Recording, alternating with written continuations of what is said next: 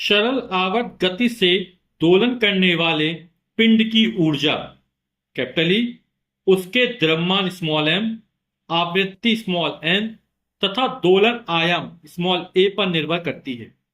विमी विश्लेषण विधि द्वारा सिद्ध कीजिए कि E इज प्रोपोर्शनल टू या E अनुक्रमानुपाती एम एन स्क्वायर ए स्क्वायर।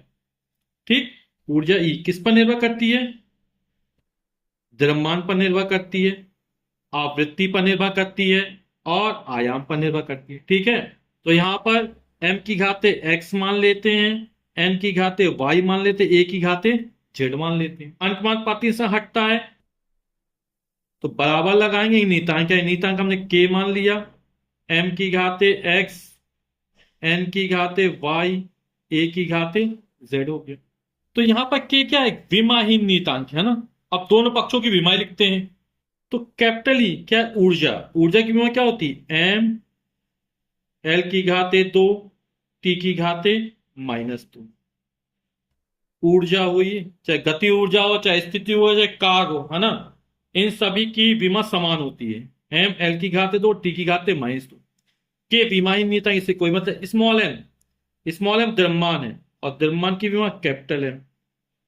घात x थी, x लगा दिया। n क्या है? आवृत्ति, है ना। प्रति सेकंड किए गए दोलनों की संख्या को आवृत्ति कहते हैं। आवृत्ति वाला 1/, आवर्तकाल। आवर्तकाल की विमा कैपिटल टी, है ना।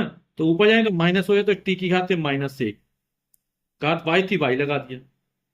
ए क्या है? आयाम, है ना। मध्यमान स्थिति से एक और अधिकतम विस्थापन को आयाम कहते हैं, दोलन करने वाला कोई कण, है ना। तो आयाम यानी लंबाई l, घात z हो गई। तो यहां पर यह है m l की घाते 2 t की घाते -2। ये कितना हो जाएगा? m की घाते x, l की घाते z, t की घाते -y। विमीय संतुलन के लिए दोनों पक्षों की विमाएं कैसी समान होनी चाहिए, यानी यहां m की जो घात है वो यहां भी होना चाहिए, तब भी विमीय संतुलन हो पाएगा, है ना। तो विमीय संतुलन के लिए दोनों पक्षों की विमाएं समान होनी चाहिए।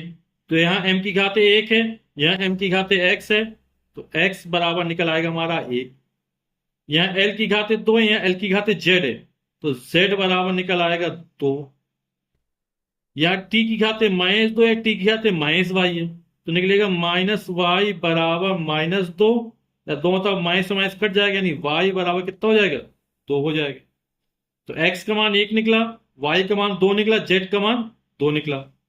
तो इसको समीकरण में क्या मान लेते हैं? 1 मान लेते हैं। तो ये समीकरण 1 हो गया। तो x y z के मान समीकरण 1 में रखने पर, x y तथा z के मान समीकरण 1 में रखने पर, तो कैपिटल E बराबर हो जाएगा हमारा k m की घात कितनी? x है, x का मान कितना निकला? 1 निकला। फिर क्या? n की घात y है, y का मान कितना निकला? 2 निकला। फिर a घात कितनी? z, और z का मान 2 निकला, यानी E बराबर हो गया हमारा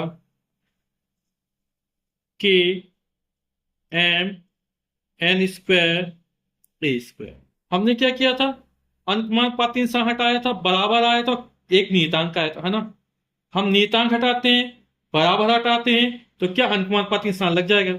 तो E इज प्रोपोर्शनल टू या अनुक्रमानुपाती m n square a square, और यही हमको सिद्ध करना था।